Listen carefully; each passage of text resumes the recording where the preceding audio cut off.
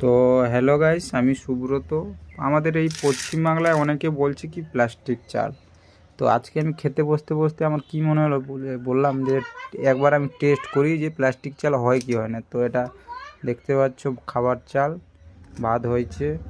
তো এটাকে একটু করে আমি ভাত নিয়ে এটাকে এইভাবে করব, বলের মতো তৈরি করব এটাকে। এবার ড্রপ দিলে যদি এটা ফেটে যায় তাহলে এটা প্লাস্টিক চাল, মানে ভেজাল চাল নয়। আর যদি না ফাটে তাহলে এটা প্লাস্টিক চাল। তো গাইস, সঙ্গে থাকো, এটা ভালো করে একটু ডেলি করে নিই, ঠিক আছে? দেখতে পাচ্ছ ডেলি করছি। এবার এটাকে ড্রপ টেস্ট করা যাক। তো এই তোমাদের সামনে, এই দেখো গাইস, ড্রপ খেয়ে কেমন আমার থালার উপরে চলে আসছে। দেখো দেখো, ফাটছে না, দেখো ড্রপ খাচ্ছে, দেখো। তাহলে প্লাস্টিক চাল